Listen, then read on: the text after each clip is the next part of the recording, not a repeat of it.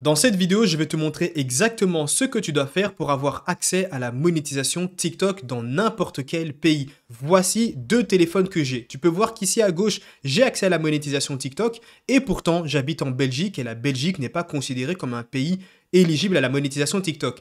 Et sur le téléphone de droite, là comme tu peux le voir, je n'ai pas accès à la monétisation. C'est-à-dire qu'en ce moment, j'ai deux téléphones. Un qui a accès à la monétisation TikTok et un autre qui ne l'a pas. Je vais tout de suite expliquer justement pourquoi et les étapes à suivre. Alors, ce qu'il faut savoir, c'est que tu auras deux méthodes.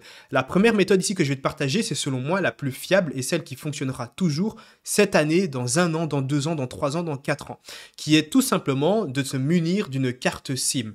Une fois que tu as cette carte SIM française, peu importe, ça dépend un peu dans quel marché tu veux t'implanter. Si par exemple tu veux t'implanter dans le marché français, parce que la France est un pays éligible, alors il te faudra une carte SIM française. Si maintenant tu veux profiter de la monétisation TikTok des États-Unis, parce que les États-Unis aussi ont justement cette monétisation, eh bien tu vas simplement devoir acheter une carte SIM française. Avant d'aller plus loin, je vais te montrer où est-ce que tu peux les acheter.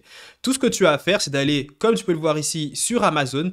Tu tapes par exemple carte SIM FR, donc SFR de préférence, et par exemple les deux cartes SIM ici que tu peux voir fonctionnent, donc la SFR celle-ci et également celle-ci elle fonctionne.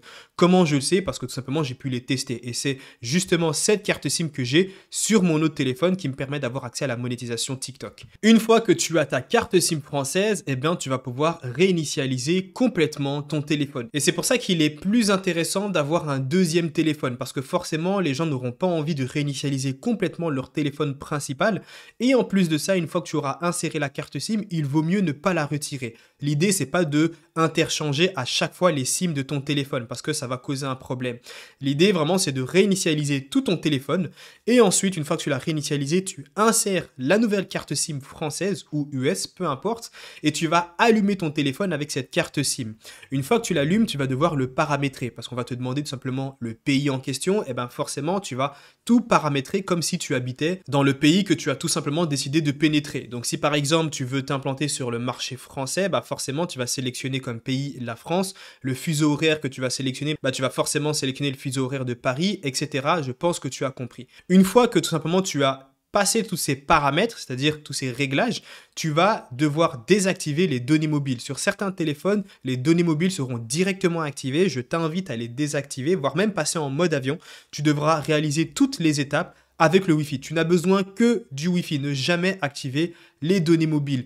Et aussi, petite parenthèse, tu n'as pas besoin d'activer la SIM, c'est-à-dire que tu n'as pas besoin de suivre les étapes que tu recevras bien sûr avec la carte SIM, où on te demande d'aller sur un site internet, de mettre le numéro de téléphone de la SIM, recevoir un message d'activation. Tout ça, tu n'es clairement pas obligé de le faire. Une fois que tu as bien sûr, tu t'es connecté au Wi-Fi, eh ben, tu vas devoir créer une adresse Gmail. Là, tu vas pouvoir créer ton adresse Gmail. Si on te demande un numéro de téléphone absolument pour valider ton Gmail, parce que normalement, ça arrive pour tout le monde, tu peux très bien utiliser ton numéro de téléphone local. Par exemple, ici, moi, je suis en Belgique, j'ai pu donner mon numéro de téléphone et c'est pour ça qu'il est plus intéressant d'avoir un deuxième téléphone. J'ai donné mon numéro de téléphone, donc mon deuxième téléphone, pour activer, bien sûr, mon compte Gmail. Et puis de là, une fois que tu as créé ton compte Gmail, tu vas pouvoir créer un compte TikTok à l'aide de l'adresse Gmail que tu as créée. Une fois que c'est fait, forcément, tout ce qu'il te reste à faire, c'est de préchauffer le compte TikTok. C'est très important le préchauffage. Tu es obligé de préchauffer ton compte pendant au moins 24 à 48 heures. Regarde si tu peux t'abonner aux gens. Parfois, il y a un bug pour les nouveaux comptes qui sont créés. C'est-à-dire qu'une fois que tu t'abonnes à certaines personnes dans les pour toi, bizarrement, quand tu vas vérifier ton profil, ça ne se met pas à jour. C'est-à-dire que tu n'arrives pas en fait à t'abonner à ces personnes. Tant que ce bug est toujours présent, ne publie pas encore tes vidéos TikTok. Alors ce bug, il peut durer 3, 4, 5 jours comme il peut durer jusqu'à une semaine. Mais une fois que ce bug est parti, là, il n'y a aucun souci. Tu peux commencer à publier le compte. Et pour vérifier si tu as bien suivi les étapes, normalement, en allant dans les paramètres, comme je te l'ai montré ici, eh ben, tu dois directement voir le programme, simplement la monétisation TikTok, le programme pour créateurs qui te permettra de gagner de l'argent. Si tu ne vois que cette option n'est pas disponible, elle n'est pas présente, c'est-à-dire que tu as mal fait quelque chose, peut-être que tu as sauté une étape, donc je t'invite à bien suivre les étapes dans l'ordre, tout simplement pour avoir accès à la monétisation TikTok. Maintenant, forcément, tu dois passer de 0 à 10 000 abonnés. Et si tu veux avoir accès aux bonnes méthodes, les mêmes méthodes que tous ces élèves ont suivies, comme tu peux le voir, Thomas a généré 144 € son premier jour de monétisation. On a Mustapha qui est passé de 0 à 10 000 abonnés. On a un autre élève qui a généré 137 € son premier jour de monétisation. On a Corentin qui a généré 3 630 € en 3 mois avec la monétisation TikTok. Il y en a plein d'autres, hein. Il y a plein d'élèves aussi qui sont passés de 0 à 10K. Ici, comme tu peux le voir, il y a plein d'exemples. On en a encore énormément de 0 à 10K. Ici, comme tu peux le voir tout à droite, on a un élève, lui, qui a généré 3 000 $, pardon, parce qu'il est sur le marché US avec son compte TikTok.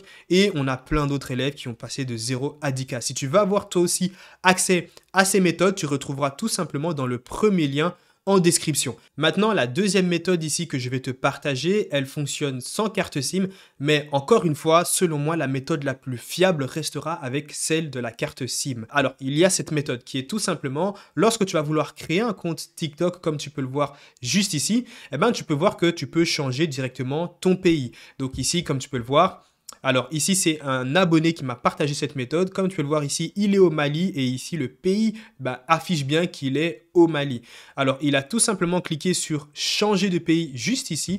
Et là, comme tu peux le voir, il peut modifier directement le pays en question. Tu sélectionnes la France et ensuite tu sélectionnes bien terminer et normalement ici il doit être tout simplement écrit France. Si tu ne vois pas justement le pays qui a changé, c'est qu'il y a un souci quelque part. Normalement le pays doit bien changer, il doit être écrit France et ensuite tout simplement tu peux créer le compte avec une adresse Gmail que tu auras créée.